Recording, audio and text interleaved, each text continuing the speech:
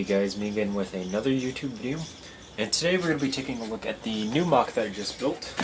It's kind of a controversial weapon, I would say, but it is kind of a fun one, no doubt. I actually gotta scoot around. So this is the VBR PDW. It's a Belgium-made weapon. It's actually a prototype right now, from what I've read, and it's a very, very interesting, unique gun. It's a nice, small, lightweight, shoots an interesting caliber round. I actually don't know what caliber it shoots because it's just such a weird caliber round. But there's a few things that you might be noticing. Two major things. One, there's no mag release on the side of the grip. And two, there's no stock. Yeah, seriously, there's no stock. The third kind of minor thing is that there's no sights. I was just kind of too excited about making a video for this weapon to actually make sights for it, so I didn't make any sights. But it's a pretty basic weapon. It's not that hard to build. I think like the only issues that I had were the actual stock itself, and we'll go over that in a little bit. So it's got the working trigger, which auto resets.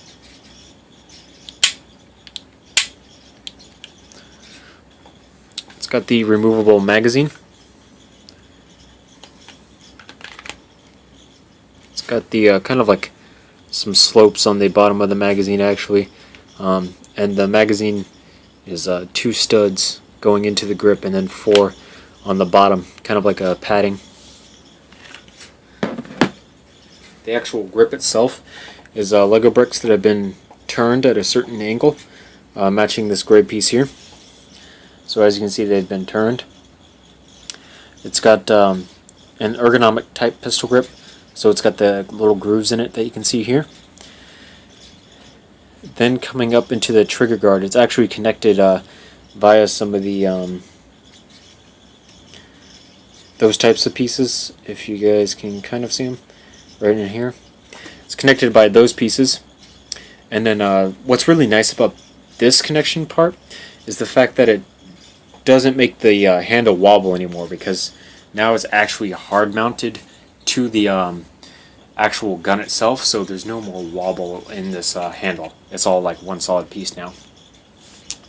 Up here, as you can see, there's a handguard. You can wrap your hand around it just like so. It's kind of awkward because I've always expected these 2 fingers to have something down below, but I guess you kind of just do it like this. I don't really know. This gun has actually been featured in COD Ghosts, and in COD Ghosts you don't even use the mounted handguard on, or mounted foregrip. You just kind of run around with one hand. It's a 3-round burst in Call of Duty Ghosts, but I don't believe that's true. I think it's a fully automatic and then semi-automatic variant for civilians, but I don't know. So yeah, just some pretty basic shaping along the handguard. There's a few parts missing off the front here that I don't have in actual real-life Lego, so I couldn't do that. And then you got the piece here that makes sure your hands don't fly up in front of the barrel as you're shooting.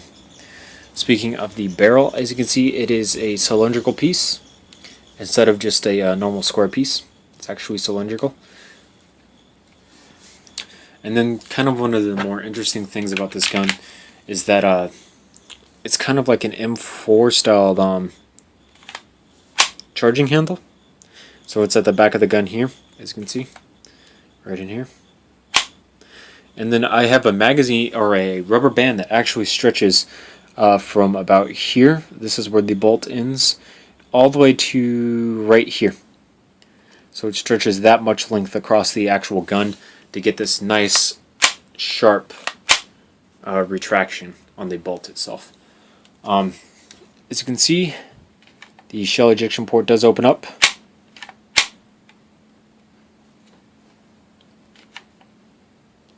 Yeah, you guys can't really see it, but there's a rubber band down there. And then you got the ambidextrous fire selector, of course.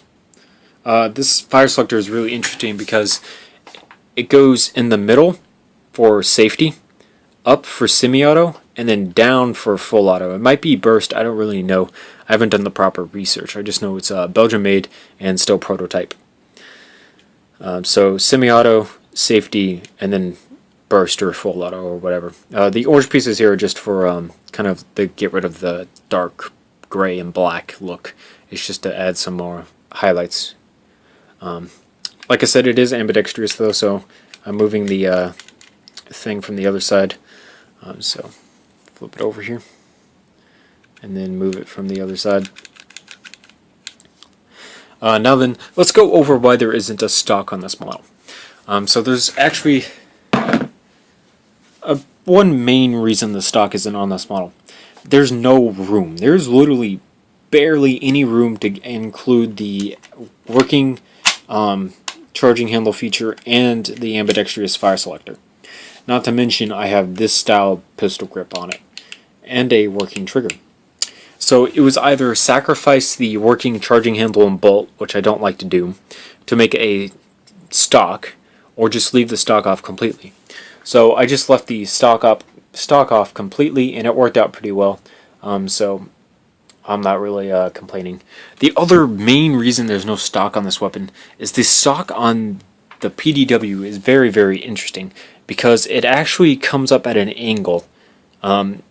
It's really weird. It's like an MP7 style stock. So there's like two metal plates going down this way, one on either side, and it's just held on by a loop kind of in the back of the receiver here. And I really couldn't do this without overstretching the MOC and putting too much stress on this back part here and breaking it. And the other issue is it's at an angle, and it's this really odd like 20-degree angle, or 10-degree or whatever, 10, 15, or 20-degree angle. That's just really weird, and it stretches all the way up to here. So you have this giant angle coming through your upper receiver down to about the bottom of this gray part back here, and it's really weird and awkward, and it's just something that's kind of not easy to do with Legos. So anyone that is seen actually build this MOC out of Legos has actually put their stock on the inside of the upper receiver, and it just comes out of the opening back here. Of course, with a working charging handle and bolt like this, that's kind of difficult to do. Maybe in a future update I will do it, but I don't know as of right now, so you guys are just gonna have to give me a while. Yeah, like I said, this is just a pretty all-around good MOC. I'm gonna probably build it on the computer, because on the computer, obviously I have unlimited bricks. I don't have any brick penalties at all. I could just go at it with all the working functions that I wanted to do correctly. But you know. So yeah, that's pretty much it for this video. Thank you guys for watching. Remember to comment, rate, and subscribe for more videos like this one. If you guys have any time to kill, why don't you check out my website? There is always a link in the description. So see you guys later. Thanks for watching. Remember to comment, rate, and subscribe.